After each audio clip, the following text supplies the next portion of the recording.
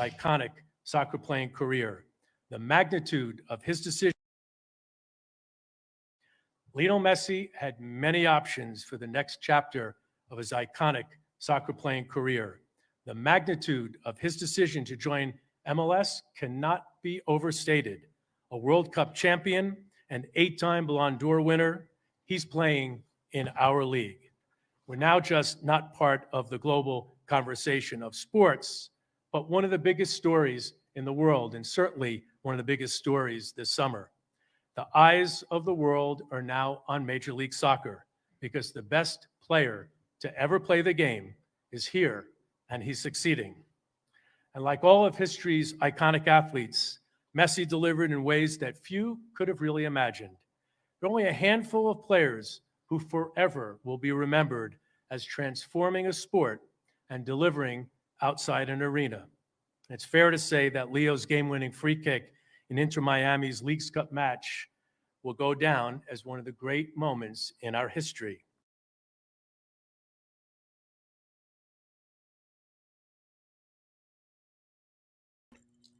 Hey guys, how you doing? Welcome to Loud and Proud Orlando. Thank you so much for being live with us here.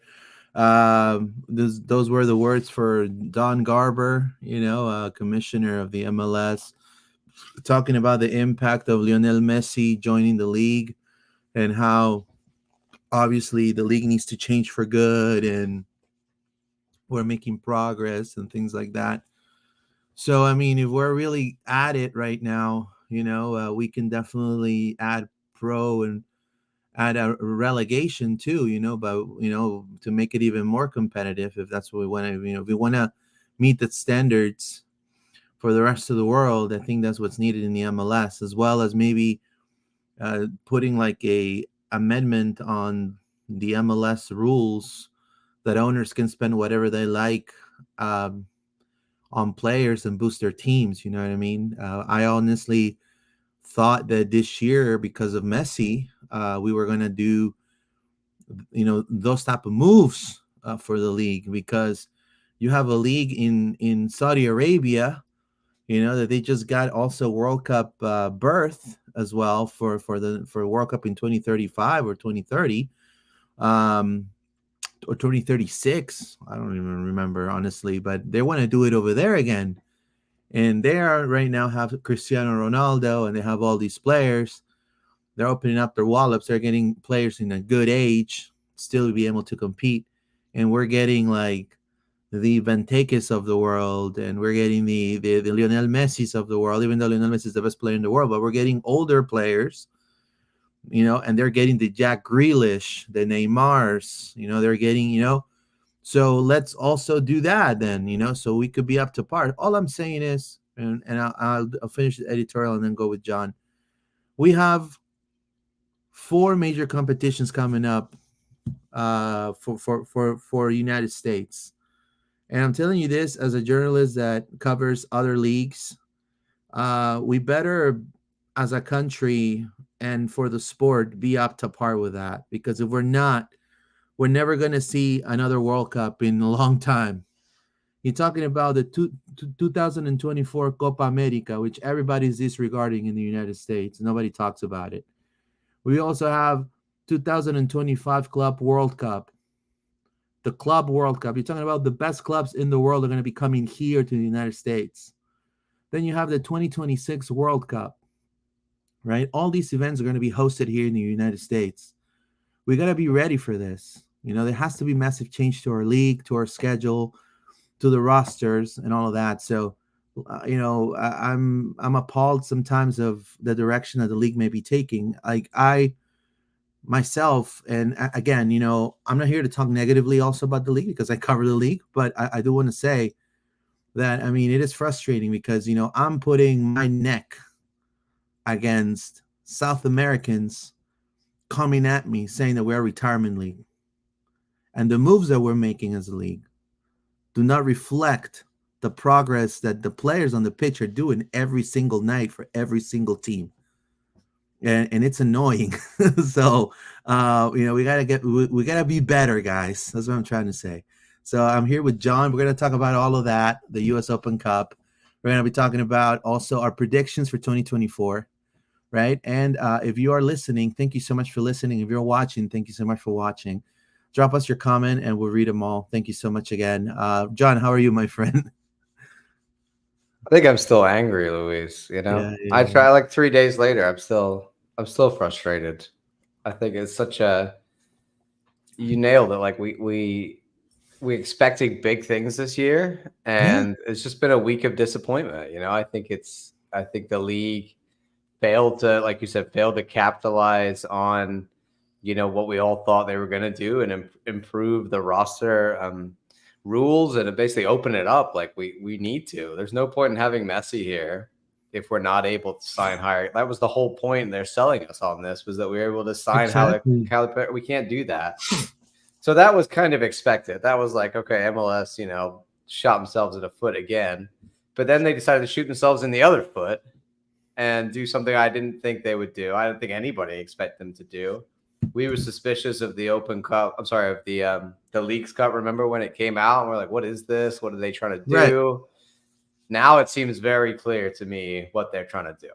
Is they're trying to kill the Open Cup. Like I feel that's what the plan here is. Like the owners, obviously there are some owners, like probably the ones that don't have the biggest budgets, that look at the Open Cup as like an expense they don't want to pay for, I guess, which is a real shame. I think it's tragic. I think it speaks that they don't actually understand the game of soccer, to me, because if you understand where we came from, we wouldn't, we put ourselves on the map with games in the Open Cup against bigger Exactly. MLS teams. So we were a USL. So did, teams like Cincy have got a massive history. Teams like St. Louis have got history. Portland, Seattle, a lot of clubs in MLS have history in the lower leagues and history in the Open Cup. We won it 2 years ago. I don't think our owners, and I'm just guessing here, I have no actual insight.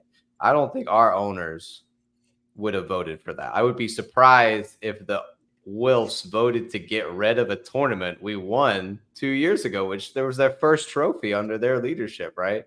So I would be massively surprised if they voted for that. I think other people in the league, other owners, are pushing for this because they don't see the Open Cup as valuable to them, right? They don't make enough Yeah. money, or they think it's the thing they cite in the original article is talking about, and the excuse they give is there's too much fixture congestion.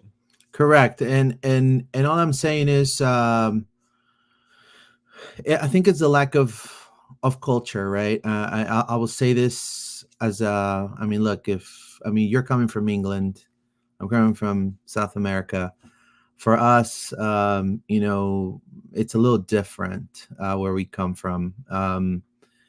Here, and look, there's nothing wrong about making money, because if I'm gonna sit here and tell you the money's not important and it shouldn't be important in a sport, then you don't know what you're talking about either. Money is important, but the way is how you do it.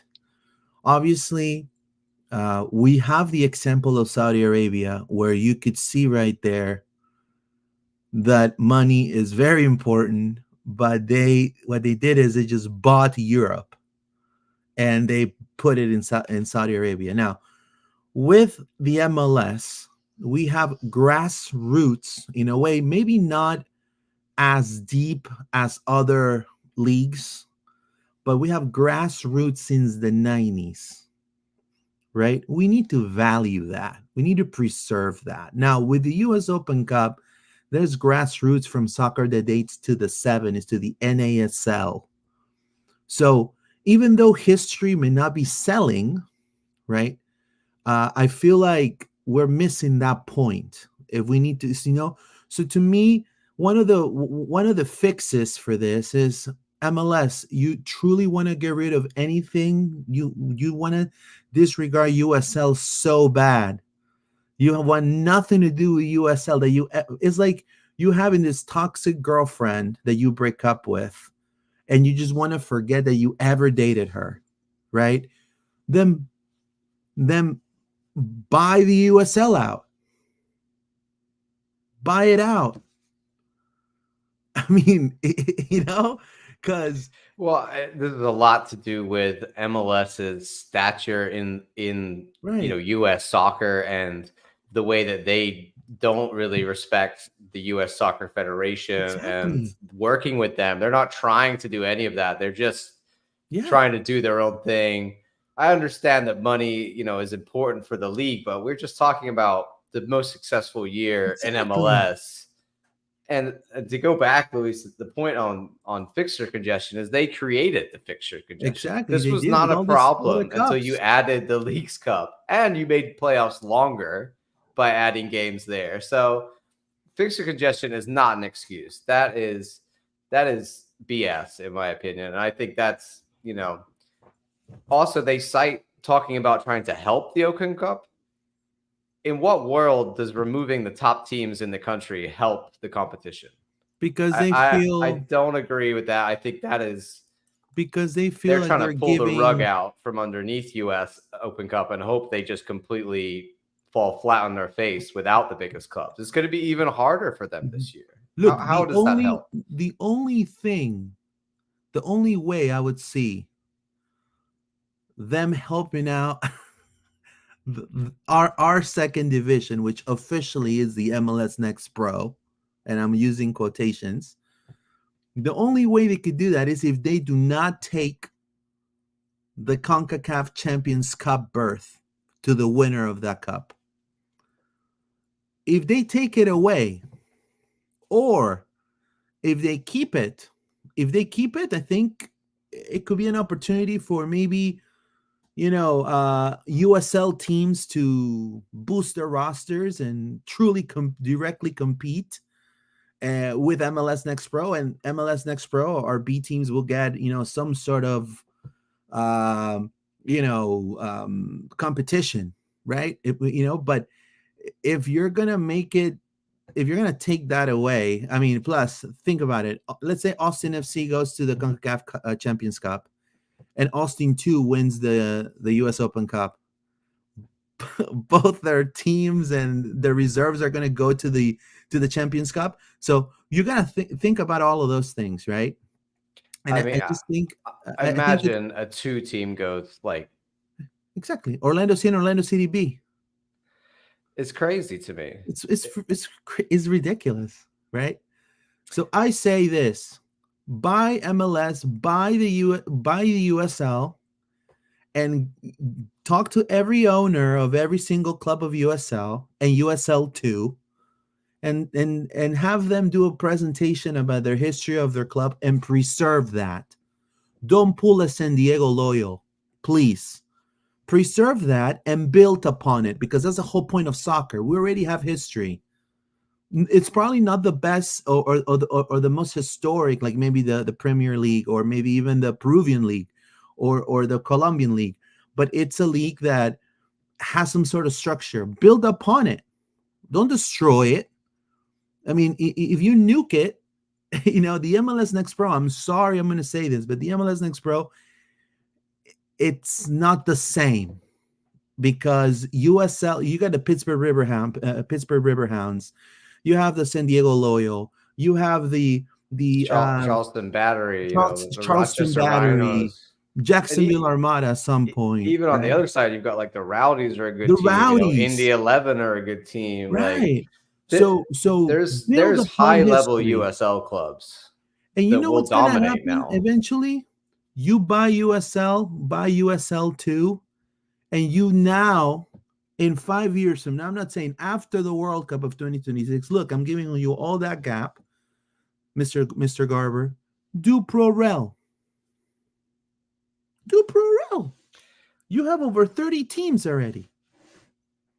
I think that's the thing. They're going in a direction, Luis. It's like, and this is why I think Don Garber is the wrong guy to be leading this, because he's leading it as if it were the NFL.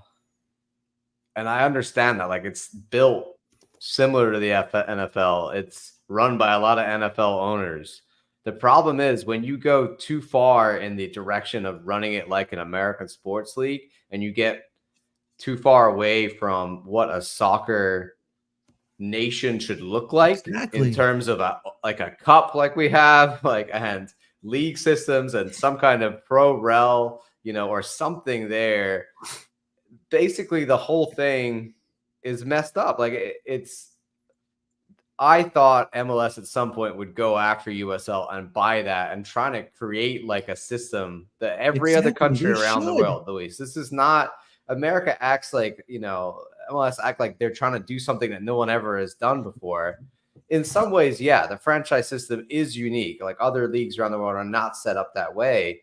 But there's also like a blueprint of how to do it. Exactly. And not having the top teams in the country in the Open Cup or the FA Cup equivalent, which is what it is insane. Imagine if all the Prem teams just suddenly stop playing in the FA Cup. That will not be exciting at all. It doesn't have the history of the Open Cup, but it's the same competition. This post here, I think, was great. I was looking back. The Open Cup obviously they're not been posting, but they are one of my favorite admins on Twitter and social media. They kill it. And they posted this, Luis, back in August when the Leagues Cup was on and they were feeling a little threatened. And I just think it's perfect for this moment. Yeah, I mean, look, being around so when I get asked in South America, why does the United States does not have a pro rel system? My answer is money. I mean, it's they're treating it like the NBA. I mean, look, I'm putting $40 million, on this team, and I'm not gonna go and play a lower division team. But you cannot, like you said, spaghetti and meatballs has a base to make the sauce. Are you going to add all of a sudden 3 pounds of sugar to the sauce to make it different? Are you going to try to alter spaghetti and meatballs? You cannot do that to soccer. Soccer already has a way of doing things. I understand that in the 90s, the MLS wanted to differentiate themselves with the freaking shootouts and the weird club names like Tampa Bay Mutiny, you know what I mean? That no one in the world understands what mutiny is, right? Or Dallas Burn, like sounds like Razor Burn, you know what I mean?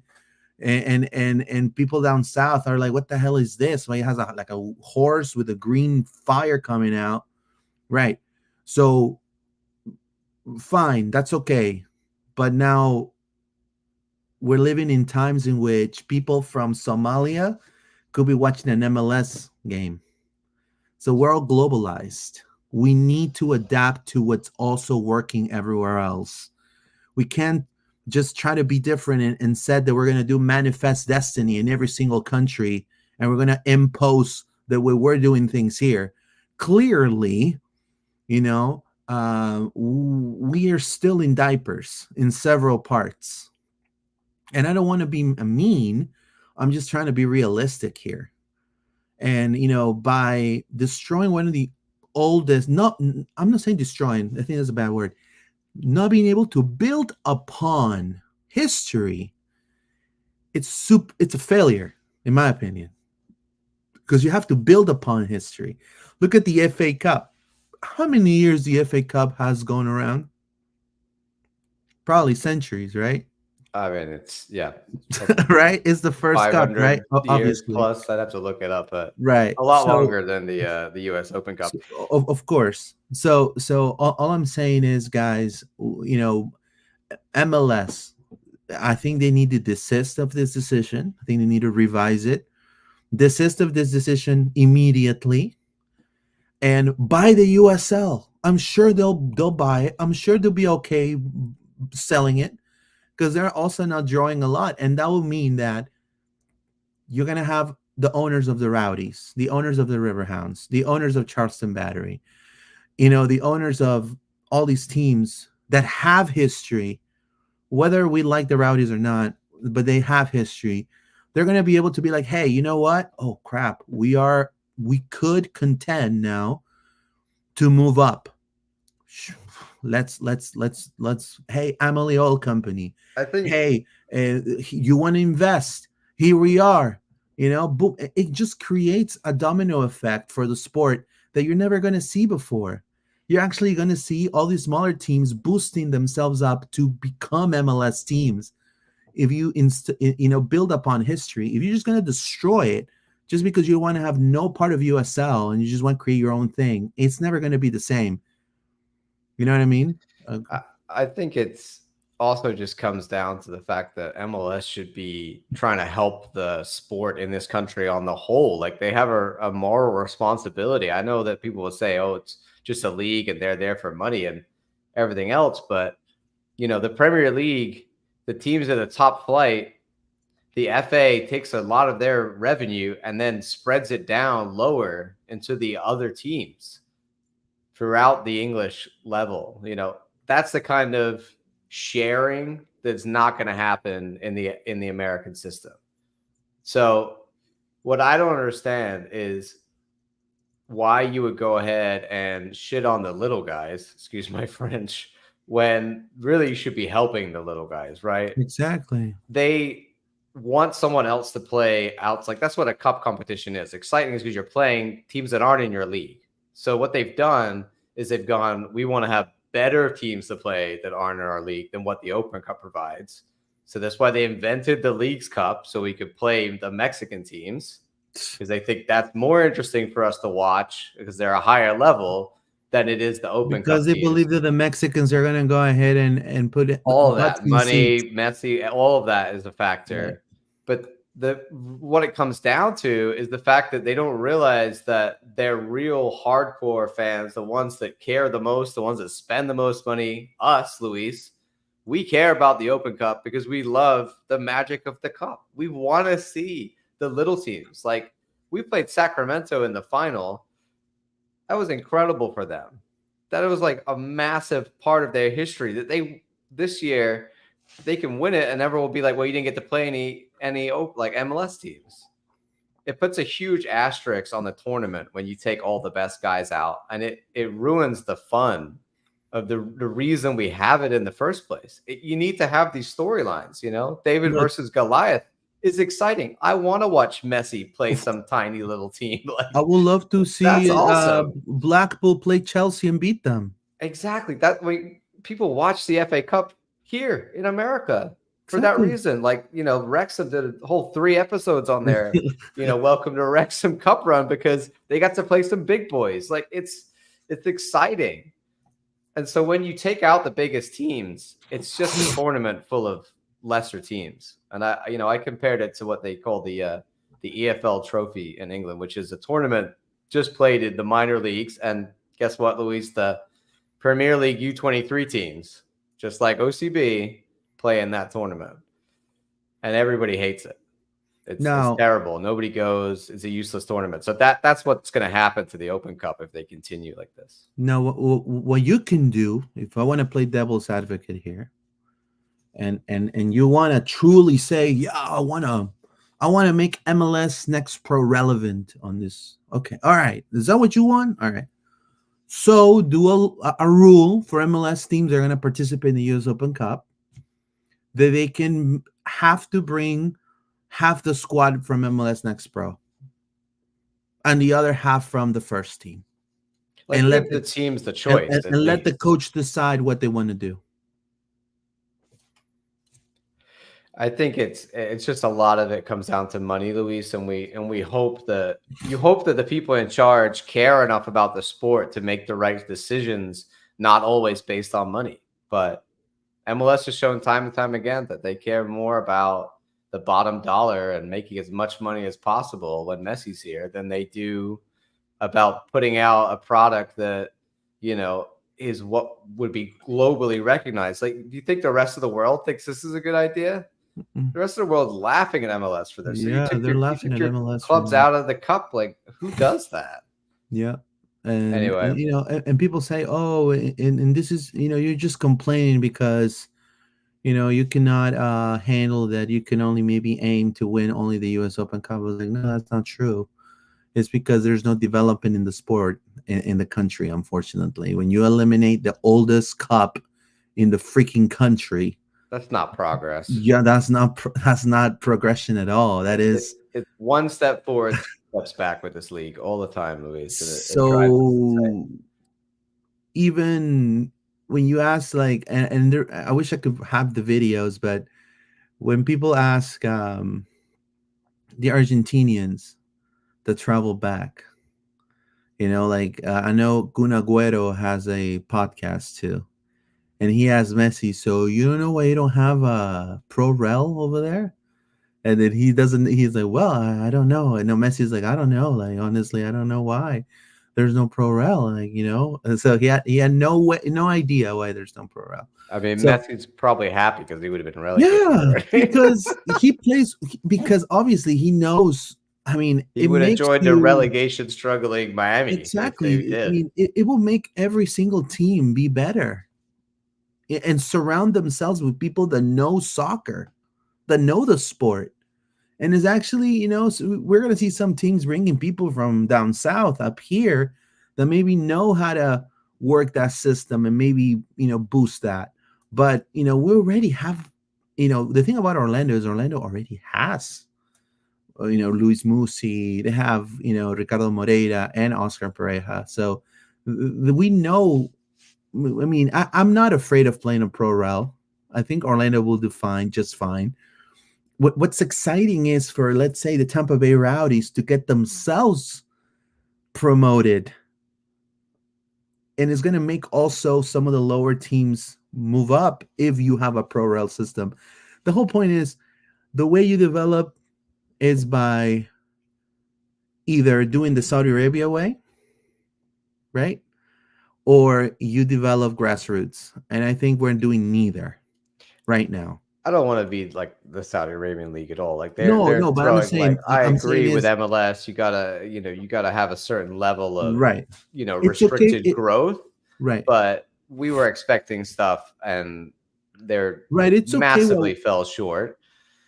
And then the Open Cup news on top of that was the straw that broke the camel's back, and I think a lot of people are pissed. I'm pissed. Right. I mean, the structure that we have is fine.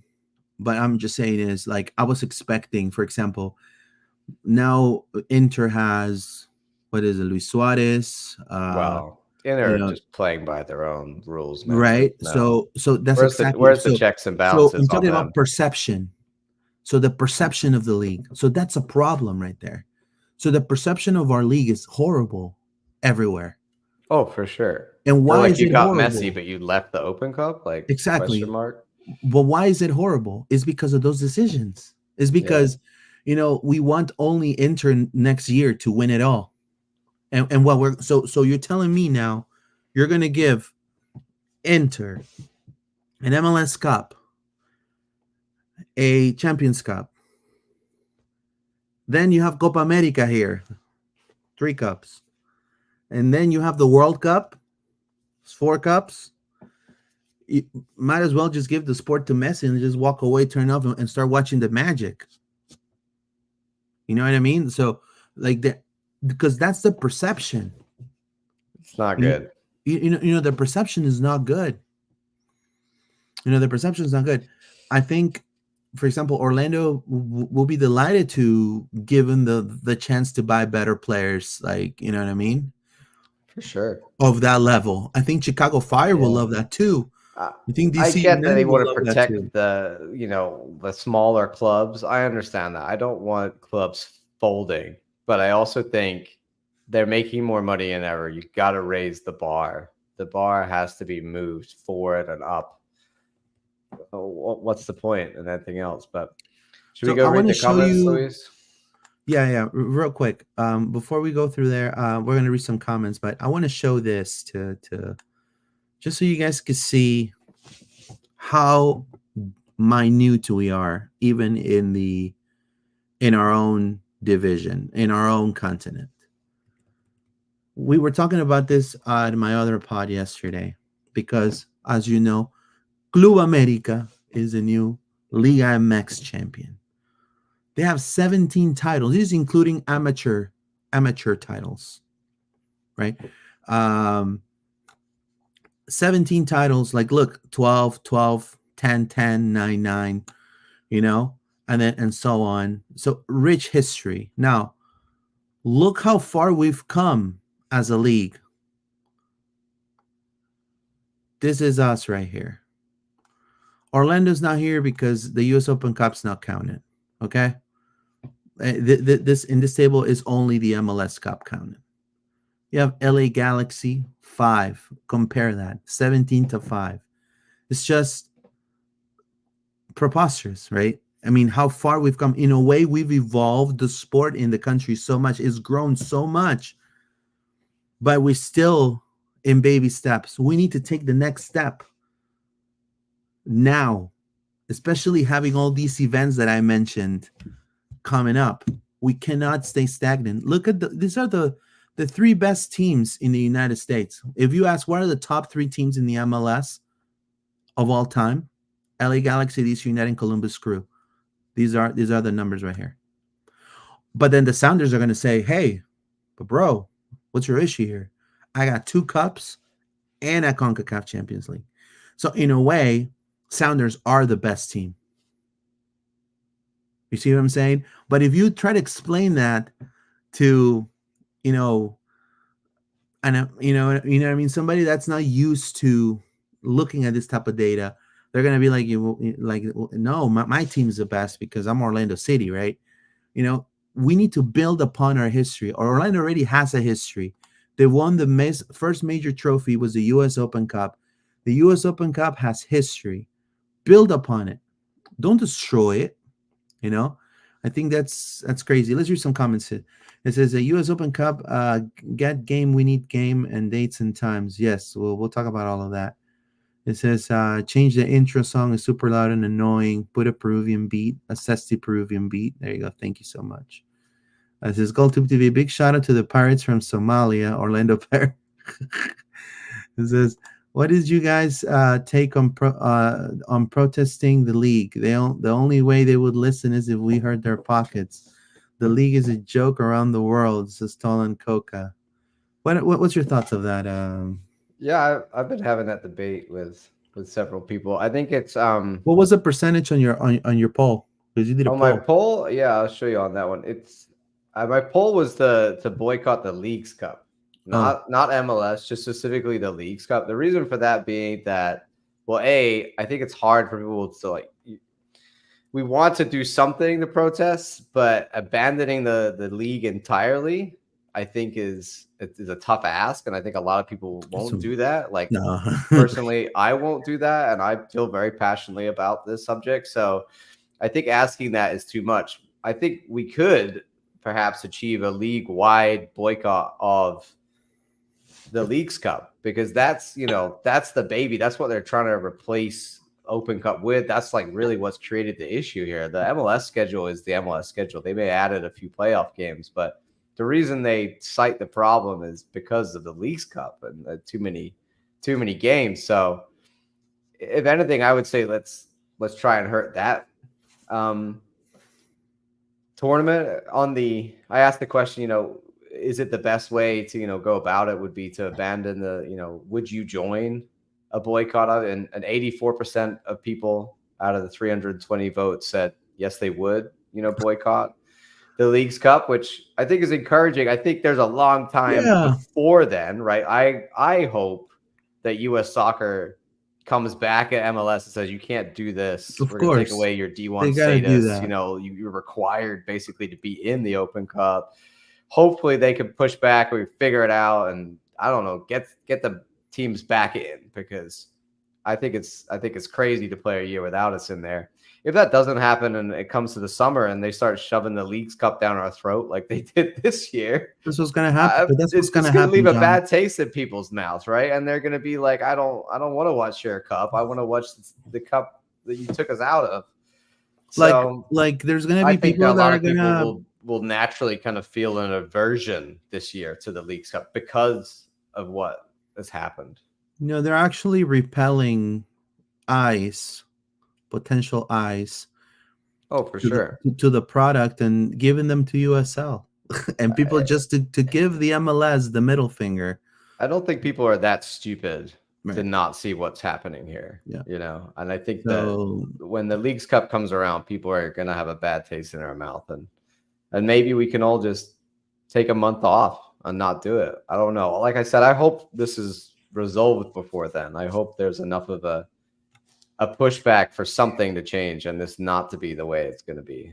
Sure. Let's say it says here, F Don garbage. Says, what about Neymar to come to Orlando? If we want Neymar to come to Orlando, we need to up the ante on the spending for the teams. I think he's going back to Brazil. Yeah, All me signs too. point to return To to what is it, Santos. Santos. Yeah. He wants I to do a agree. Mauricio. He wants to go back home to his home Yeah, club. it's fine. We could maybe we could I think deal with that. Neymar is also injury prone, so Yeah, anybody we'll be all signs right. him, it's a Yeah, big we'll be old fine. injury prone guy. Could be great when he's not injured. Yeah. So let's dive into talking about what's next for the Lions. We're going to be playing Cavalry FC in the Concacaf Champions Cup. This is their Twitter right here. I want to say thank you to them because they liked a couple of our posts already. I want to say thank you to their CM. I follow them. They haven't followed back, but I didn't expect them to follow me back. I'll follow us back, but they are the current champs of the regular season winners of the Canadian Premier League. Okay. And look, they just have their roster update. They just had new deals for Fraser Aird, and they have a really nice jersey, by the way. I have to say, really pretty. They And got a then, really nice stadium that we're not. yeah, they have a really playing. nice stadium. Yeah, Maybe be they're a over in solid. Vancouver because of the weather, Look, but they're a their solid stadium's team. cool. They're a solid team. They have kind of like us, youth, summer camps, all of that. You know what I mean? They contribute a lot to Canadian soccer right now. I would love to see some of the Canadian, if the USL wants to add them into their system too. That'd be fantastic. It will give the USL, it will boost their competition because some of those teams have pretty nice stadiums and things like that. So we're gonna be playing. We're gonna be playing Cavalry, and they already released the schedule. Hold on, how do I go back? A profile. There you go. Right here. This is the stadium that we're gonna be playing. It's called Starlight. 6,000 people. 6,000 people. Starlight Stadium. 18 VIP suites. Didn't they move it to Vancouver because of the weather? Or did they change it back? It's because of the weather. Got it. Yeah. So it's only 6,000 seats. Also it's turf, I believe. There's a turf field. But you could play rugby also, FIFA 2-star pitch, soccer, all of that. So it's going to be like going to where Orlando City actually trains. The Osceola Heritage Park. It's going to have that feel, guys, in a way, right? It's a very intimate, area, and obviously it resembles the Osceola Heritage Park. So, they were bought out. They were renamed to Starlight Stadium because Toronto-based Starlight Investments paid more than 500,000 Canadian dollars for Pacific FC to change the name of the stadium. So this is actually Pacific FC, which is another Canadian Premier League team that plays there. So this is where Orlando City is going to be playing Wednesday, February the 21st at 10 p.m. Eastern Time. Orlando City will face Cavalry FC for the Concacaf Champions Cup. And then on February 27th, a week later, at Explorer Stadium on a Tuesday at 6, you're going to see the Lions take on Cavalry FC. What are your thoughts? What are your expectations, John, on this game? Expectations are that we're playing Tigres in the next round. So you're not not giving even two. No, you're not even giving like a little. Here's the thing: the Canadian Premier League is is not a high standard. It's like USL. Is like USL. I don't even know if it's USL, honestly. Really. Well, because there's not that many teams. It's not like massively funded. It's similar to USL, but that might, it's hard to say exactly what level they be. But for a Champions League, it's not. It's the same, unless you're playing a Mexican team, you should be beating any of these guys. Honestly, like the Okay. level is well below Liga MX and MLS. So I think be fine. we'll wrap it up in 2. I would, maybe we'll go there and get a draw because it's early season or something, and we play some rotated guys. But definitely that home game, I expect 2 or 3 goals, like a big blowout, probably even. Sure. It's just the level of spending, Luis, and the quality of club we are should not, it shouldn't be matching up to these guys. We should be obviously better. Now, we are if we go through, and I'm saying if we go through, because we have not, John, look, with Orlando, a lot of things can happen. You know what I mean? But I have a feeling for sure. But it's not like last Right, round, right. like last year, first round was Tigres. It was like, I don't know, maybe this year it's like, yes, we're going through the first round. It's happening. So I would love a rematch against Tigres. Tigres is still one of the best teams and one Columbus of the best after that, Yeah. maybe. So on March 5th, Orlando City could be facing Tigres or Vancouver Whitecaps. We'll be playing first on March 5th. We'll be playing at home. So this will be played probably at home at Exploria. And then on Tuesday, March the 12th, we will go to Mexico. If they win, obviously, against Vancouver. Vancouver could surprise all and beat Tigres, right? And we may be heading back to Canada. But more than likely, it'd be Tigres against Orlando City, right? Just to give you an idea on how far off Cavalry FC are from us, the entire market value of their entire squad is 2.87 million. Yeah. That's the value of like Ojeda on his own. I'm not kidding. It is. Like, no, it is true. It's a massive difference in the squad Correct. building and the level of play. It's huge. So some of the their 2 center forwards, Ethan Beckford and Gareth Smith, they get paid $50K a year. There's not the money there. So this team, it's like we playing an island nation. It's equivalent. It is. So, they might be a little bit better, but they're the champs. I mean, I give them, sure. You know what I mean? I give them some. Sure. But they're the champs of a league that's a lot less than ours. That's the point. Right. Let's read some comments here. Don't underestimate anyone. Look what happened to Austin. That's right. Hey, I agree. It's still slip up, but I don't expect us to slip up. 100%. No, we should be winning. we could not, of course, but we should be. Don't underestimate the power of Canada. Right? Also, Austin should be embarrassed. Like 4 goals against, what was that, Honduras time? Like, no, I don't care. They were Oscar's from Haiti, not. I think. They were from Haiti. As long as Oscar's in charge, he's not letting a little team like that score 4 goals on us. And, he didn't let Tigres score more than 1 or 2 on us. We're not letting them score. It is kind of weird how Inter plays against Mocha FC, bro. I'm sorry. That is just They did get a nice draw.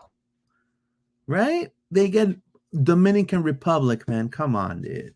It's, the draw is the draw. I don't think get the cold. We get fixing that, but we're gonna freeze our butts, and then I'd say this: I'd rather go all the way knocking out the big boys than just take out all the little guys. You know, I think that's something that always really annoyed me about the Open Cup is people are like, "Oh, but you didn't, play any big teams." Like, well, yeah, we did, and yeah, we played some little ones too.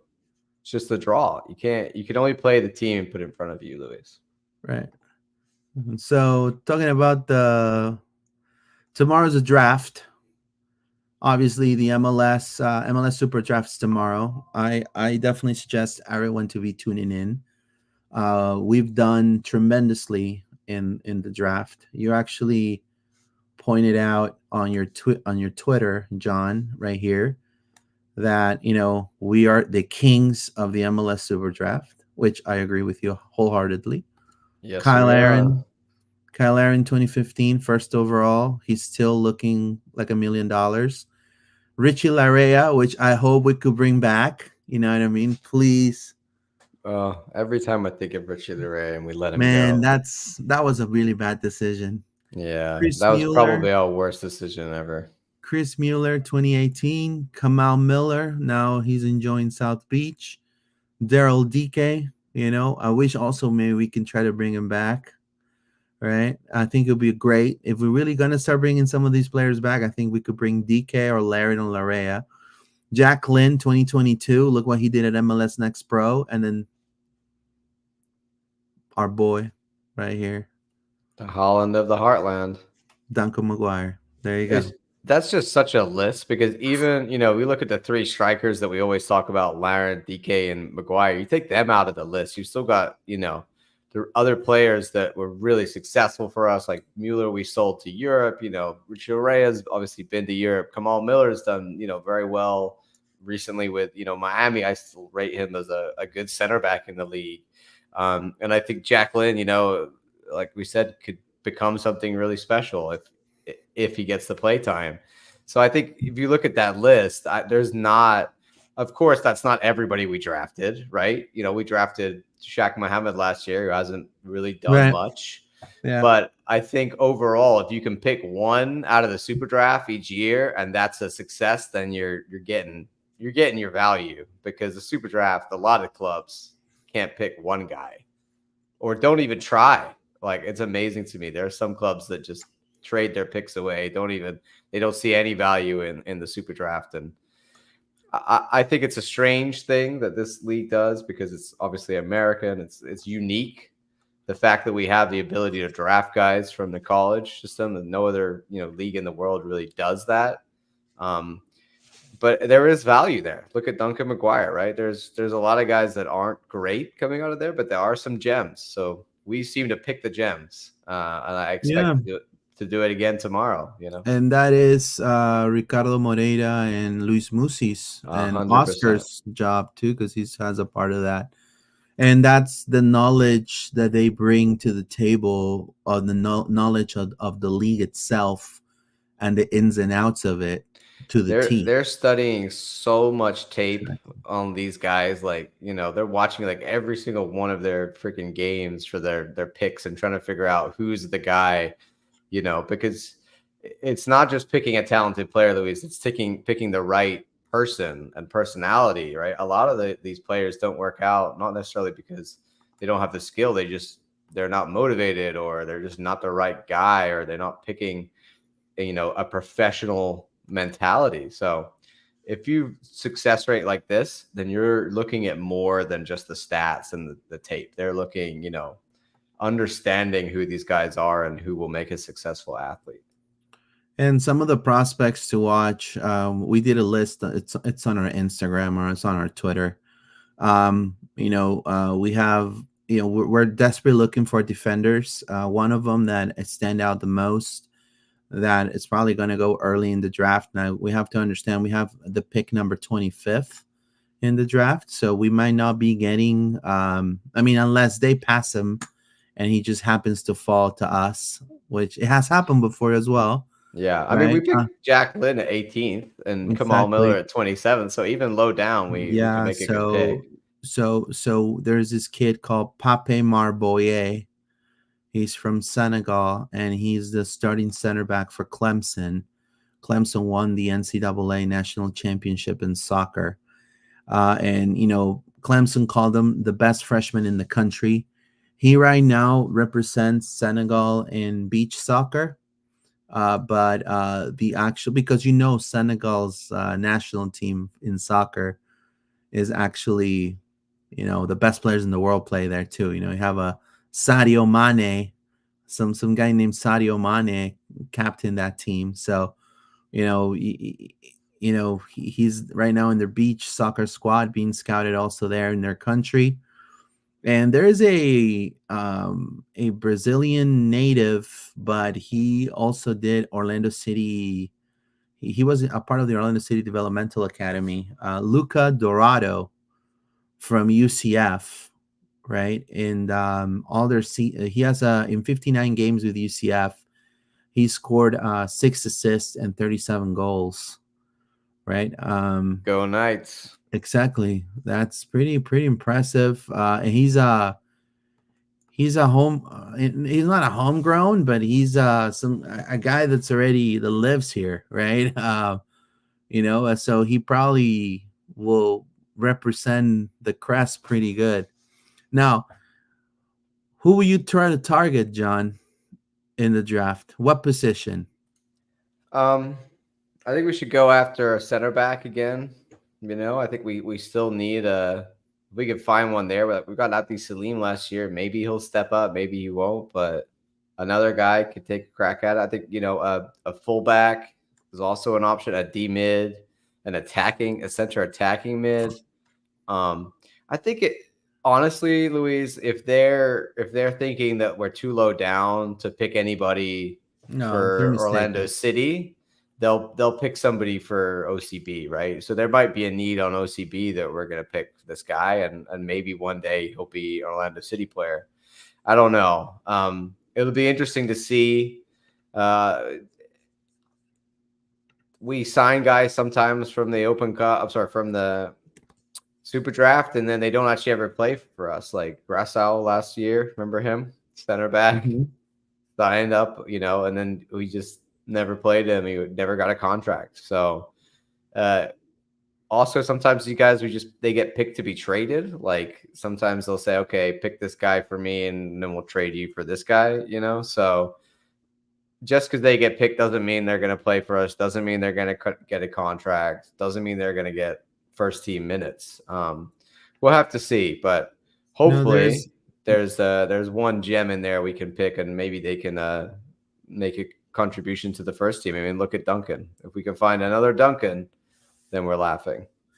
Hey, there is a why does it look so pixelated? That's weird. There you go, right there. So there's this guy called Matthew Bell. He's from Jamaica. He's was from Marshall, and he could play as a center attacking midfielder or a striker. Here are some of the highlights of some of the goals that he's made right there. He's very fast. He's done. I mean, look at that. So I mean, this is the type of quality that we could definitely potentially get to 25th. Maybe he does. Look, he doesn't have the height to be a 9, a straight 9 like Duncan. You know what I mean? Like a pivot 9. But he can definitely, if you can see right there, look at the speed, and takes advantage of the opportunity to finishing those plays, which is exactly what we need. Look at that, coming from the back. I will see him playing more of like a center attacking midfielder right there, kind of like what Mauricio used to play, more than a striker. And then Duncan will not lose any relevance. He will still get minutes. You know what I mean? But I mean, he's a pretty good player. Like we have, and his name is Matthew Bell for Marshall. You know what I mean? There's another kid too.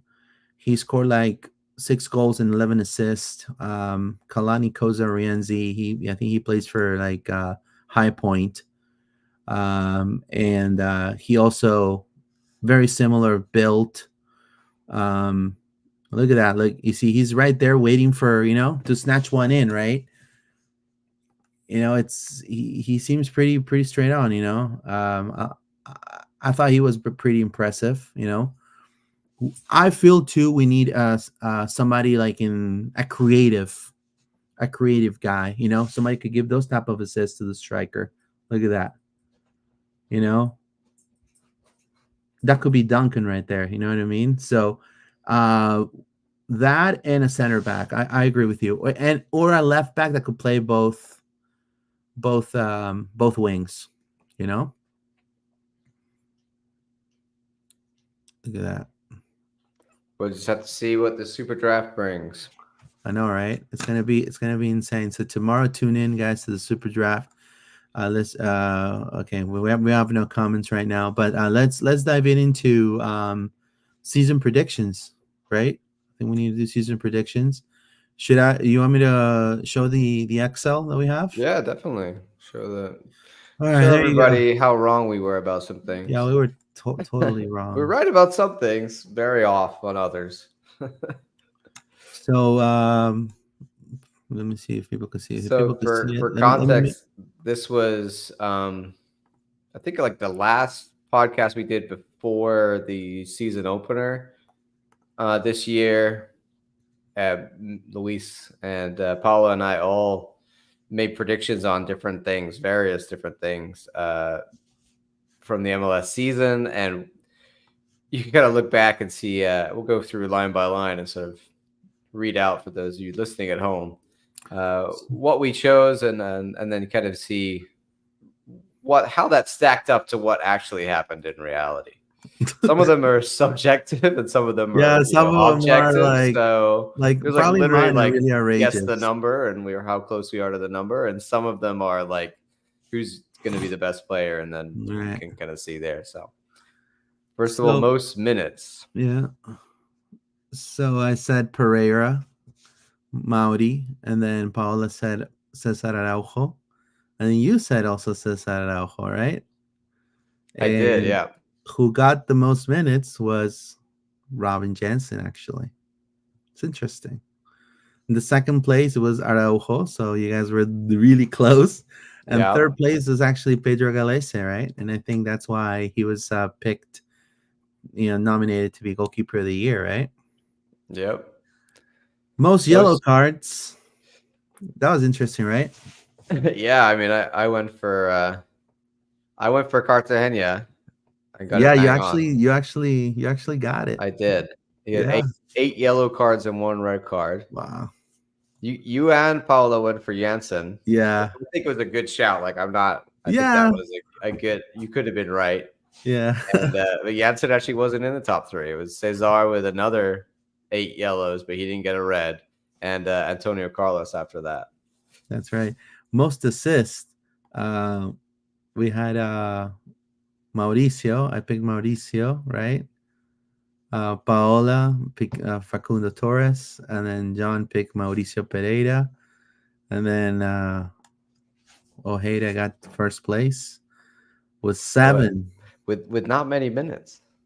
Not many minutes. I think so that's imagine the if he argument actually for tries Ojeda next hard. season, right? Like, look, he got top assists with not many minutes, so give the guy some minutes. I thought Pereira was going to have a better season, man. Yeah, we both did. I mean, both of us. Like, I think Paula's, we thought Mauricio was going to play deeper, remember? There was a lot of conversation about Mauricio sitting deeper that year and playing the ball around, and he didn't have his best season in purple. It's got to be said. He came 3rd with only 4 assists. Aguila was 2nd with 6 assists. And Torres not even in the top 3 on assists. So. The most goals, I picked Facundo Torres, of course. He had to deliver this year. Paola picked Ojeda, and you picked I'm gonna go like this to you, John. I picked Archikara. You picked Archikara. And then I proceeded to berate the man for the whole season. Yeah, everybody hates him now. It drove us crazy. No, like Kara had his moments for sure, but none of us predicted Duncan McGuire like anywhere near that. Yeah, so, I did not predict. We thought he would have a good season. I didn't think he'd have that good a season. Yeah, I did not. So you were bang on, Luis, with Facu getting the most goals. I still thought he would break like whoever it was going to get 15. So 14 with Torres, I think, is a little. It shows that we're lacking goals, right? Torres, our main striker, should have been Carr up there and wasn't. Duncan's filled in with 13 goals, but really we need our top striker on 15, 20 goals if we want to win the league. Breakout player. We got So this was like who is going to have a, not necessarily like a rookie player. That was the next right. category. This is just who's going to have like a really good season, comparatively, or Look, a I'm great gonna first season. say we both got it right, John, because in a way, Yeah, this one's subjective. Cartagena, right? Cartagena and Dagger Dan, they were cornerstones of last season's team. I'm going Dagger to Dan, say, I think you were right, Louis. I think Cartagena arguably was the breakout player of the year.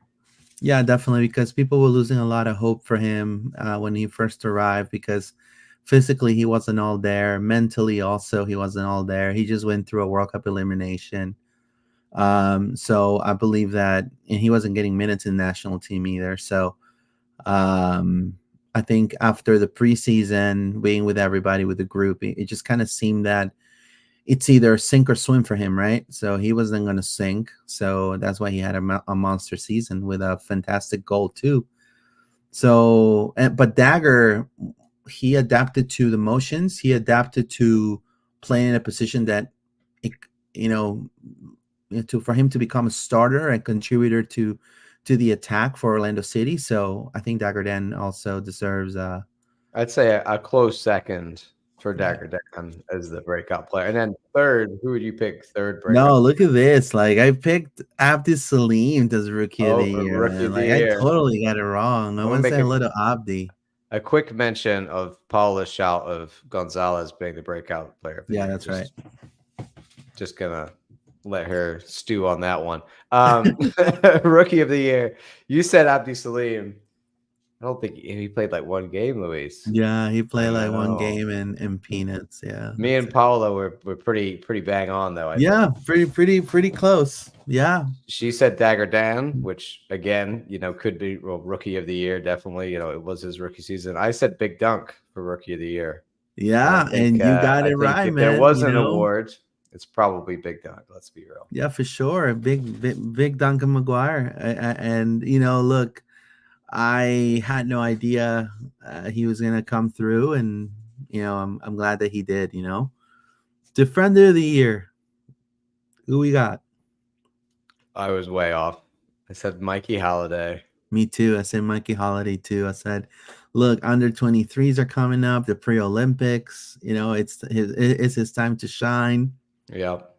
It's just that injury, and I think he'll be back. I think he'll be back next year and be competing, hopefully, at that right back spot. And Paola almost got it right, because Schlegel, in a way, was super important for Orlando, but in the last game, he totally botched it. I think as defender of the year, he could have been, but arguably Janssen, could Janssen have won. Was the best. He could have won MLS defender of the year. Yeah, so Janssen was the most consistent, the one winning that. Yeah. Midfielder of the year. So we got Cesar Araujo, myself. No one picked Facu Torres. No one picked Torres. It was like it was too obvious, Yeah. I went with Ojeda. Yeah. I mean, that's right. He had a good season. Not a great season. I picked Enrique. Oh my god, dude. Honestly, Luis, I couldn't hear exactly on it when I was playing it back who you picked. I think you might have picked Enrique, but you also might have picked Cara. I couldn't quite hear. Okay. So probably Enrique. But that's the question mark on that one. I picked Cara. Everyone picked Cara. Man, you guys had your money on we Cara really too. thought he was gonna have a breakout year after that first year, and I mean, he was our DP striker.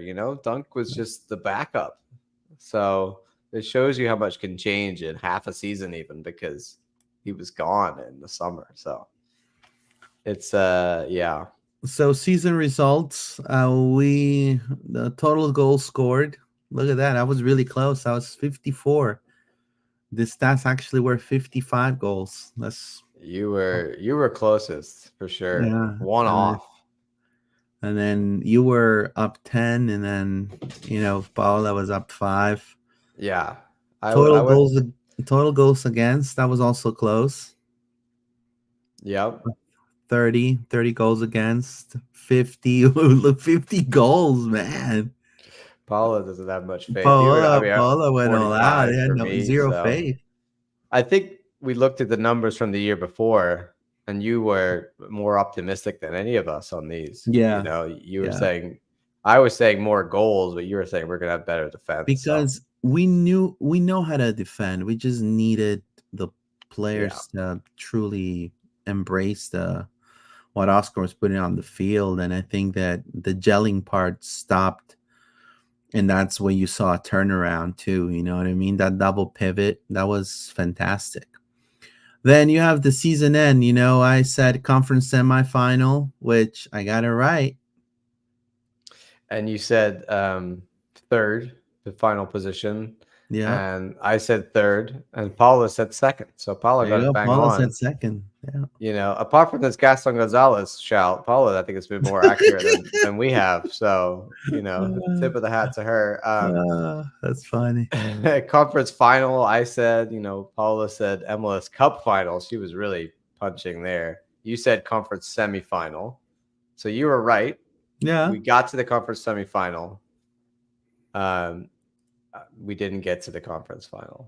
Yeah, unfortunately. Sad. But if I was listening to it, was really interesting. We were talking about who's going to do well, and all of us picked Columbus to be up there. You know, like the top 3 or 4 that we were debating, like Cincy, us, Columbus, Philly, was pretty much how it laid out in that top 4. So, like I was super optimistic. Look, League's Cup. We both were, and we're rightfully so. I mean, we were building a team that we expected to be a top 3, and we were a top 3. So that's great. Round of 16, quarterfinal, and then it was round of 32. U.S. Open Cup. That was a joke. Bit of a disappointment. Open Cup, way off. That was a disappointment of the year, I think. Yeah, Open Cup after winning it to go out in the third round or the first round we entered. That's right. That is ridiculous. That was a real low. That away game at Charlotte. That was bad. That was the bottom of the season. You know. Yeah, that was like everybody there was like Poppy out, man. You get rid of him. It was only way was up from there. So. Yeah, Barabbas. Yeah. And then the Champions Cup, you know, we entered in the round of 16. I said we won't get through the round of 16. And that was hardly I'm like, right. no, we're gonna make it to the quarterfinals. You were like, we're gonna get past Seagrass. You're the only one, and we were close to it because you know the Mexican League is down. They're going down, man. To lose on freaking, you know. Oh, do you know that they took away goal rule? It's that hurts. Still, you know they took Pro Rel out. Yeah. Yeah, they're trying to imitate the MLS too because they say, hey, something is working for the gringos. Let's go ahead and match our league to theirs. Well, El Dono knows what's up. El Jefe Don. El Jefe Don. Yeah. All right, so are we going to do Paula has to be here to the 2024, right? Yeah, for sure. Yeah. We'll leave that for a next episode. But we have time to. We'll do it again this season coming up. You know, yeah. When Paula's here, just to show you guys that we don't always know, you know, what we're talking about. We make educated guesses, but you know, me picking Mikey Holiday as Defender of the Year, or like Enrique was going to be the striker of the year. Hey. It's sometimes Iglesias, maybe you take a punt on a guy. You know, you expect things, and then stuff like injuries or just whatever, like Urchinkara, they don't work out, and they end up leaving the club. So now it happens. Let's talk real quick because we're gonna leave this for when Paula gets back. What's happening with Oscar Pareja? Right? I mean, honestly. Who knows? From my understanding is that he's ready to go. Now, we are By going. That, Luis, you mean ready to sign? Of course, ready to sign. And all I'm going to say is, don't leave us. He's not ready to leave us. Don't leave us, please. Look how stressful it is to coach this team, dude. This is how he first came. Look at Oscar, man. Look And at all that's that hair. He's done a Pep Guardiola. exactly. We've Pep Guardiola'd Yeah, we Pep for Guardiola, Oscar. He's lost all his Oscar. hair. It's very common Yeah, as soccer managers. but honestly, like he changed our team completely. For what we were. He has. We owe him the last 4 years, and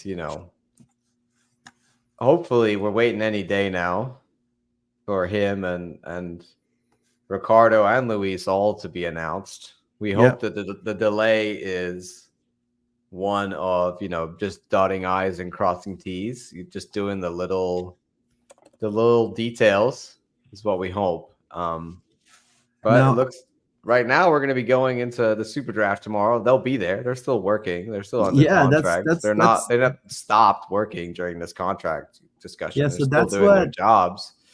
So if they're Yeah, I all was there gonna tomorrow, mention I would that. assume that everything is going as planned. If they're not there tomorrow, then I'm going to start panicking.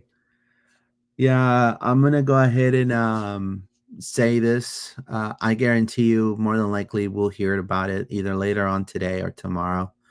I hope Because so. I mean, I don't think the club. I don't think they're gonna go and pick a draft and pick a draftee and then leave. It doesn't make any sense, right? It just doesn't make any sense. I mean, it doesn't make any sense to me to do any of these roster decisions, like who we've Exactly. retained and who's, we've sold. Antonio's officially gone out the window now to Fluminense, right? That Mauricio definitely. is signed for, if it was a new manager, you would want to give him the option, or new GM, whoever, of saying who he wants to stay and who he wants to go from the previous regime. So everything kind of hinges on the idea that they're going to be here next year. Yeah. We're 80-90%. Tom Bogert has tweeted it out. It's been talked about by Alonso, by Mike Ramajo, by a bunch of guys who cover the league and cover the team. Hopefully it's just a matter of time, Luis. I think it's gonna be. I mean, I guarantee it's probably gonna be tomorrow morning. Hopefully, and just say and in obviously in expectation of the draft, because they're gonna be there, right? I mean, they're gonna be there. So I think it's just a matter of ifs and buts. I'm glad that they were able to maintain the core of this team, and I have nothing but praise for the front office for doing so. I think best decision they could have made for the future of this club. I think it's a great move, and let's just sign it. Clubs usually take a little bit to make those decisions. Usually, I didn't expect Orlando to take this long, but it is what it is. Now, I do want to say maybe they're just waiting for a really nice Christmas present for us all. Yeah. Maybe it's just Christmas Day. You'll wake up and we'll open the best present of all, which is the renewal of Oscar.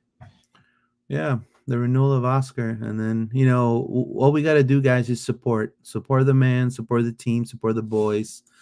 It's not going to get any easier. And I think that the league needs to get it together.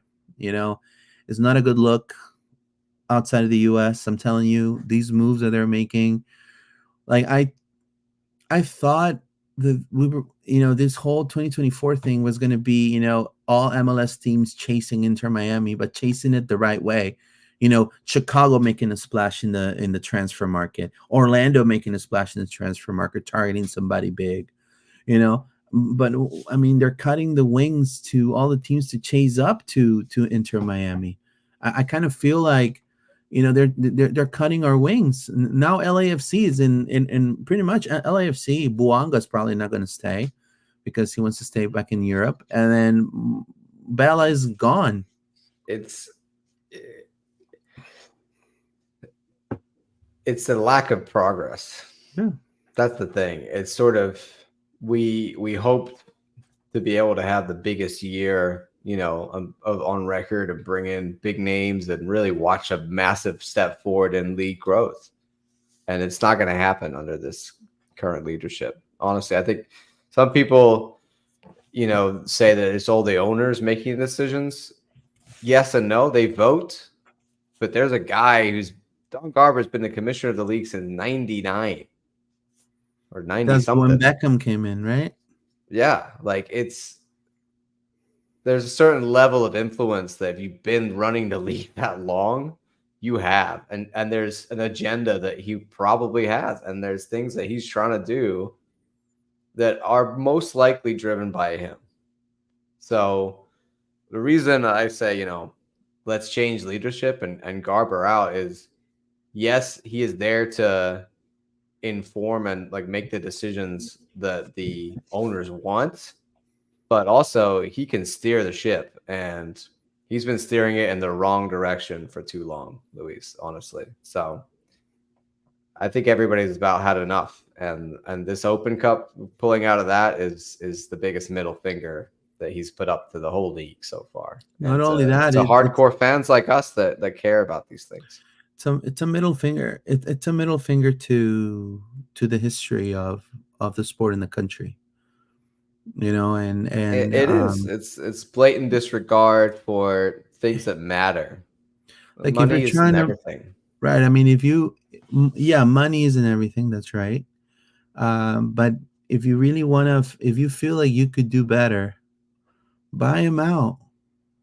Don't you think like USL wants to be bought out? Yeah, buy him out. I should have mean, figured it out a long time ago. buy him out. And how many teams would you add to the MLS? You want to change the name to USL to something else, to MLS Next Pro, and then you include all those teams? Then I'll take that serious. At that point, you know what I mean? I mean, it's the next. We have this period of history where we can grow exponentially as a league, as a soccer nation. And MLS just keeps making decisions to inhibit that. And it sucks. I mean, like, look, for example, to give you an example, in Peru, it's completely different. So you have, and it's bad too, by the way. I think, like, all the little teams that are not in the capital, that are not the biggest teams, have more of a say than the teams in the capital. So, and so you could be 1 year in third division, and all of a sudden you jump to the Premier League, and you have no stadium. You don't know where you're going to play. You don't have no marketing, so in a way, I think the MLS, the way the system's built, is great. But we have to also adapt our system to the world, because we're a world sport. You know what I mean? And I understand, and it's great for me if I don't have the U.S. Open Cup. I don't have to cover U.S. Open Cup. Hell yeah, I'm Gucci banana. But I feel like we lose a huge chunk of our history by getting rid of that cup, getting rid of that, and hopefully U.S. Soccer is able to pull some strings. Anyways, anything else you want to add, John, before we go? Yeah, I want to talk about the Pride real quick. Oh yeah, sure. And some moves they're making, and I don't know if everybody knows, but they seem to be. They've got a plan, I think, Luis, and I bet you know what the plan is. Yeah, it's not super secretive plan. It seems to me like they're bringing in Brazilians to play around Marta. People that she knows and people that she's played with on the Brazilian national team, but also perhaps maybe been overlooked at their clubs. Yeah. The first was Angelina. Sorry, I didn't say it right. Did I say it right? Yeah, Angelina. Yeah, that's Angelina. Right. Sorry. Right. First was Angelina from OL Reign, correct? And she was on the fringes there. Well, wasn't always a starter, and she had some injuries, but so maybe this is her chance. Maybe they brought her in to be a starting, I think, kind of D mid, from what I understand, or maybe more of an attacking mid. I don't know. It depends where Marta plays.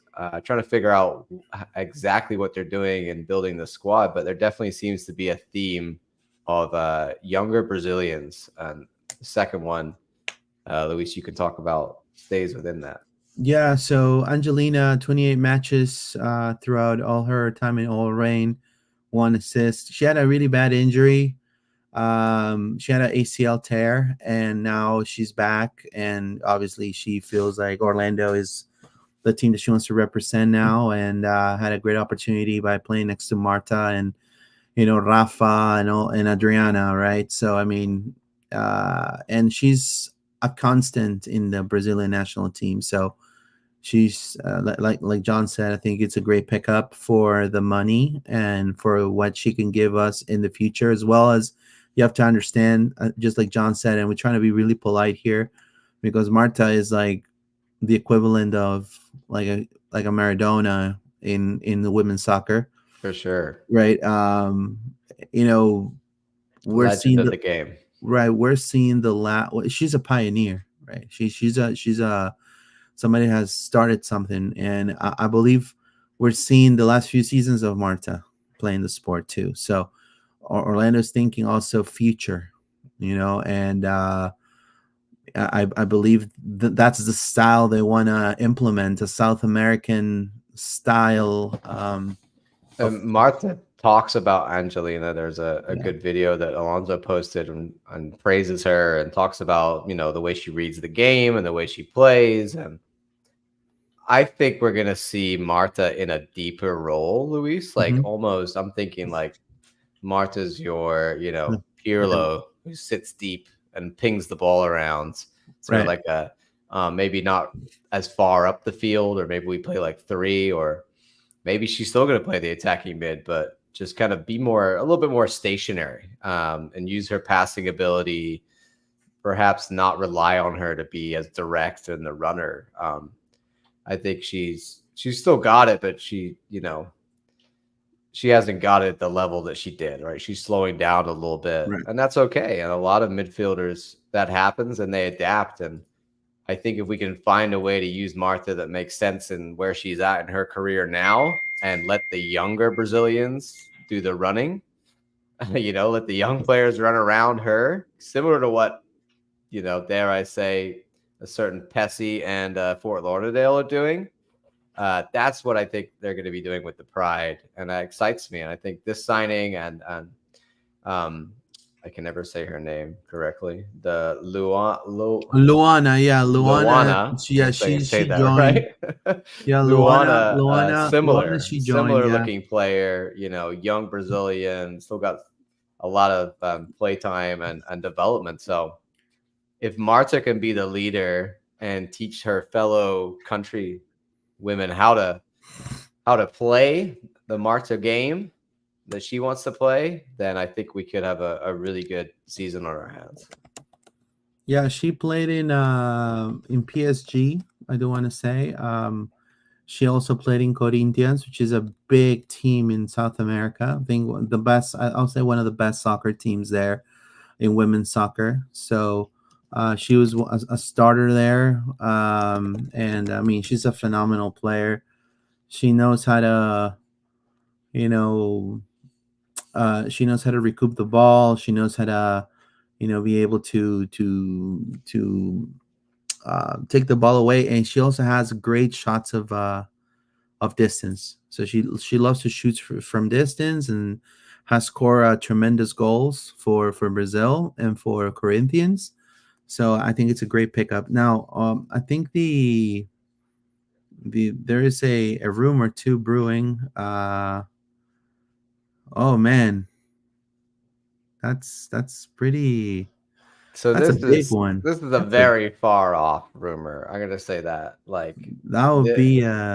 This is something I found online of essentially Alexis. I cannot say her name right. You say it, Luis, because I'll mess it up. Alexis Putellas. See, I didn't want to say the other word in Spanish. I know that sounds very similar to that one. Alexis Putellas is not being renewed, or just not renewed yet with Barcelona. She is 29 years old, and like Marta, up there in the upper echelon of one of the best in the women's game. There's been all kinds of rumors, citing her being looked at from different clubs in Brazil and, Spain and the Women's Premier League. And this one article I found talks about her being pursued by an NWSL club. Whether that's Orlando Pride, it doesn't say which NWSL club, but For a This second, would be I a thought, game changer. yeah, It would be a game changer. imagine her and Marta together on the same team in purple. I do get the sense like Haley, the GM, by the way, if you don't know, of the Pride is Haley Carter. Haley I Carter, yeah. get the sense that she's cooking something, like her and Yeah. Seb, and like this season, the way they've started the off season has been some great announcements, like we talked about. Lockdown at her Morehouse. We also re-signed somebody else. I can't remember off the top of my head, but it looks like they're cooking something in the kitchen, and I expect Yeah, they're maintaining a the core of the big, team. yeah, the core. But I think we need a big star as well. We've got Marta. We've got a few other girls that could maybe be that next season, but I would really love to see another big star come in, whether that's a U.S. national team star. It could be, right? It might be, but Well, I maybe heard it's someone you know like who's Alexis. available? Crystal Dunn's available. Crystal Dunn. I've also seen rumors of Crystal Dunn. That would be, I'd do backflips for Crystal Dunn. I think Yeah, it should be fantastic. she is one of the best players right now on the U.S. national team and just in the league in general. She's one of my favorite players on FIFA, Luis. I think if you played with Crystal Dunn on FIFA, she's incredible. So Yeah. go do that. She's better than half the men players on FIFA this year. So she would be an awesome signing and a big splash. I think someone of either Alexis or Crystal Dunn's level will be coming in. Who that is, I don't know, but it excites me to think that we're going to be making a big signing for the Pride. And look, it doesn't have to stay just on the signings. I think it has to stay with also the fans, right, guys? If the Pride are going to make this huge splash, because these are two huge splashes in the market. Putellas is one of the best players in the world, by far. Like Lionel Messi caliber best players in the world. I think any team at Chelsea, a Man United, any team in the women's soccer world will love to have her as a striker, as a player in their team. And when it comes to Crystal Dunn as well, if Orlando's going to pull that off, I think it'll be fantastic. But we need to. I think it's part also between the Pride and Orlando City, because they share a stadium. They need to find a way of bringing more people in, because the average Joe that drinks a brewski right there on Pine Street before coming into the game, they're not going to know who Alexis Putellas is. Mm-hmm. You know what That I mean? is Now true. they know Crystal Dunn would be bigger than Alexis Putellas because we're in America. But the thing is, it's not just. I mean, people that watch soccer, they're gonna know who Alexis Putellas is, because she's that big. But I'm saying is, we also have to understand like our fan base too, right? So we have to be able to do a better job to bring the people that go to city games, bring them to Pride games. I don't know what's the reluctancy sometimes with city fans to come to Pride games. It seems like there's a reluctancy because the Pride went into a winning streak last season too.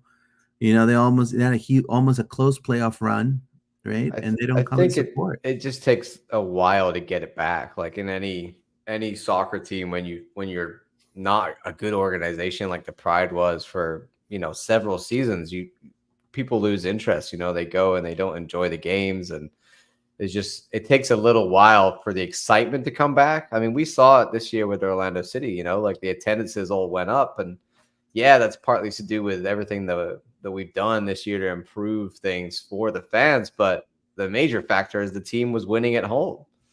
Home wins is what brings it back. So if we can start the season, with a new squad and some exciting players and, a few home wins, then I think by the end of the season, if we're up there, it'll have a lot more excitement about the Pride. I think there was a little bit more comeback. No, I ask you a question. Yeah. What if the Pride will play at Osceola Heritage Park? I don't think that's the right move. Would it make a difference? No, I think they've done it right. I think it works with everybody in the lower bowl of the stadium. I think the Pride deserves to play in the stadium. I don't I think agree. I agree. I don't think it makes any difference where they are. I think it's just the product. And for a long time, the Pride sustained itself Right.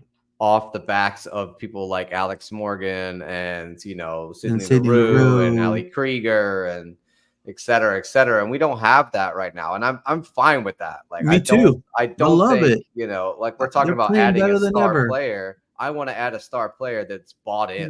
I don't want to add star players that come and mess up the locker room. You know, Correct. Thank that you. Marta is the great leader of this squad, I and agree. she is, you know, perhaps not the most like vocal leader, but she's the spiritual leader. Of course. And I think that anybody who comes in and tries to mess with that now, you hope that Seb and everybody else are intelligent enough not to pick that player and to go for the people that are a star player but willing to be, you know, part of the project and to buy into what we're doing. I have a young daughter. I think it's no surprise. She just turned 6. Well, she turned 6. She's gonna turn 6. She turned 6 in October, and she started her little league soccer career this few weeks a week ago. She stopped for the break for Christmas break, but you know, she's very intrigued to getting into into the sport, right? And if you have a young daughter that wants to see, like, you know, other women like be super powerful and play the sport, you know, it's really not expensive to take them to a Pride game, especially if you're an OCSC supporter. You know, and you know, look, it's not just me. I've gotten to chat and talk to some of the players. They're the most down to earth people you could ever imagine. Like, they could, you know, if they have a sign, they sign it. If you buy a T-shirt, they'll sign it. Like, they take pictures with you everywhere. It doesn't matter if they're tired. I mean, these are role models. Like, these are great role models for your kid to see. Hey, maybe, you know, soccer for you may be 2 or 3 seasons long, but you know, this is what you could become, type of thing, right? And so I think it's a great opportunity. And right now, like I said, I agree with John. I think that with the moves that Haley is making in the front office, I think Orlando's going to make a deep run next year. They're cooking something. Yeah, they're cooking something. I don't know what it is, but so far it smells Brazilian. You know? Yeah, Alonso just said that Angelina, she's a great player. She's better than Viviana Villacorta and Michaela Clough. Okay. Yeah, that was a big, like, the off season for me was D-mid, you know, maybe the fullbacks. I think we re-signed Carly Strom. I think she did good, you know, but really the midfield more than anything, and goalkeeper. But we already sorted that one. We brought in another goalkeeper and we re-signed Morehouse. So I don't think they're done. I think we could play right now with the squad we have and be okay, but it needs a little star power, a little sprinkle of a big name here or there. Alonso said also Lavelle and Lindsay Horan are 10 times better than Putelas. Well, look. Do you mean as a signing, Alonso, or do you mean just signing, like as ability wise?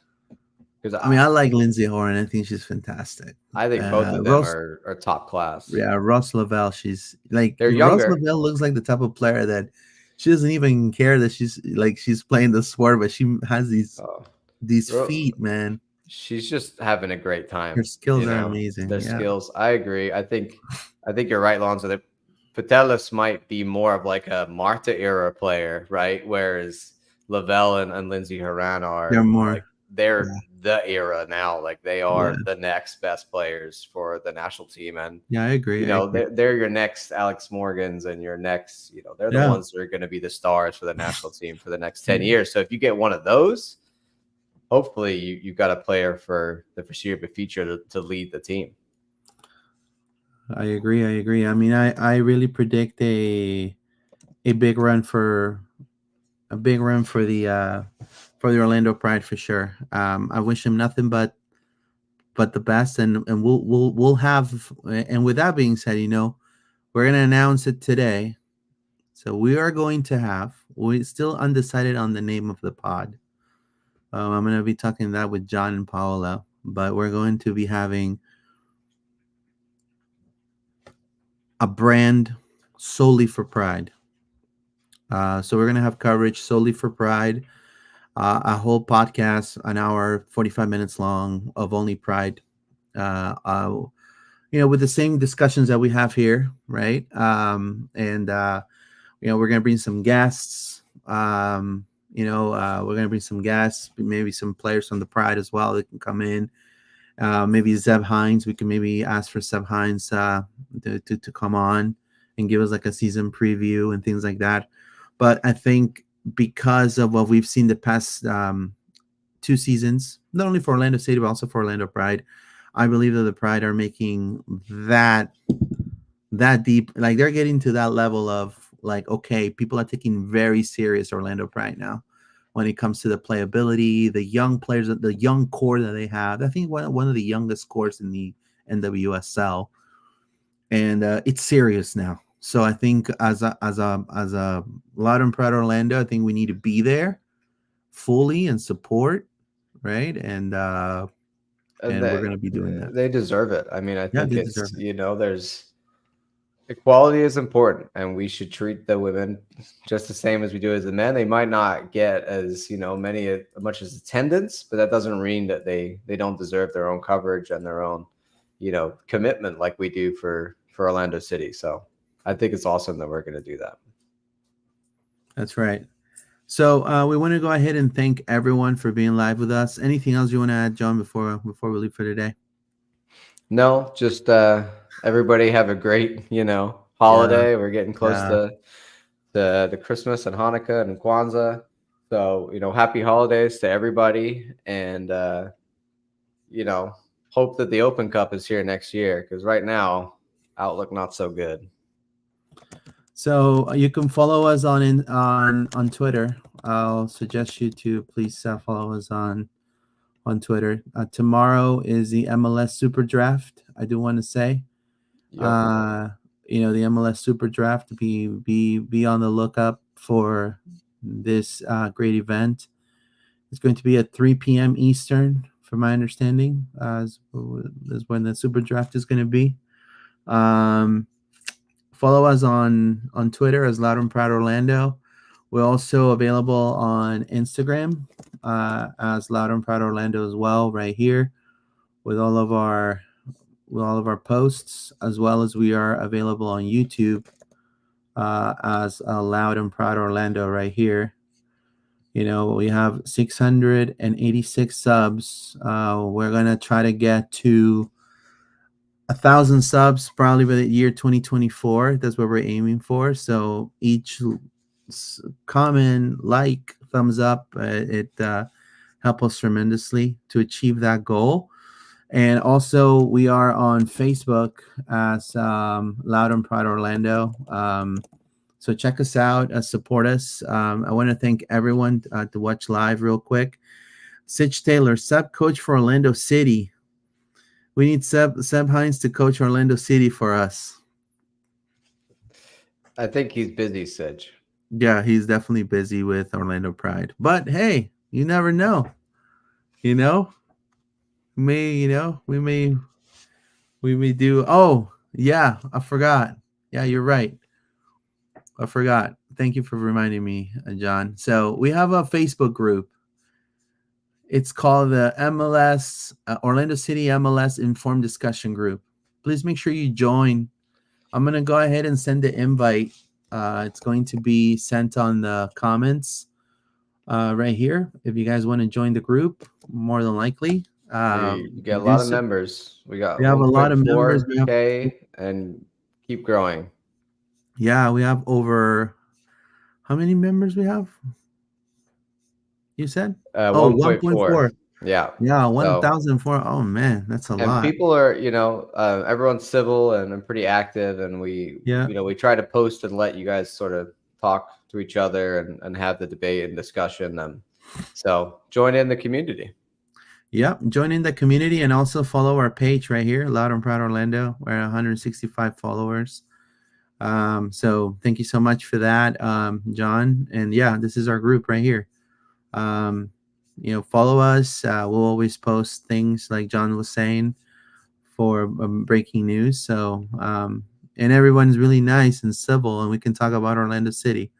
We also have a Discord group. We use it very often also.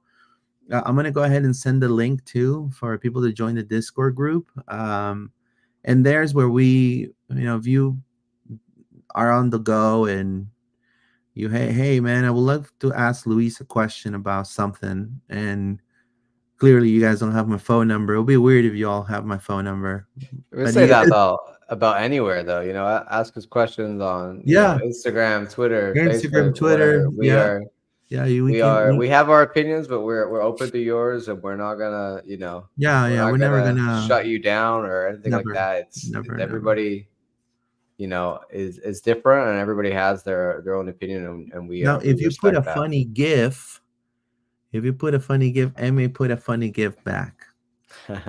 There's a bit of No, banter as always, yeah, welcome, yeah, yeah. but we I don't just think take it it's too far, hilarious. or we try not to, unless you're But an NYCFC fan, and then you can go off. yeah, I mean, so far I've not gotten any disrespect at all since I joined, which is great, which is fantastic.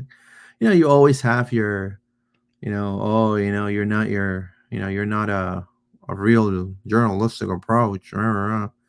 It's fine, it's not for everybody, but it's been great so far. So I appreciate all of you guys, John, Paola. I want to wish you all a happy Hanukkah, a Merry Christmas, happy Kwanzaa, happy holidays. Yep.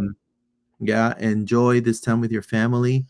We're going to be having some videos too coming up soon, and then we'll have, hopefully, I think Monday will be Christmas, so probably won't have a show that day.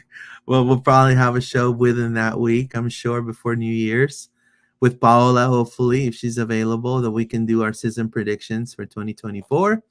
And well, vamos Orlando, right? Thank you guys. You guys have a Vamos wonderful day. Orlando. Vamos Orlando, guys. Have a good one. Thank you. Merry Christmas.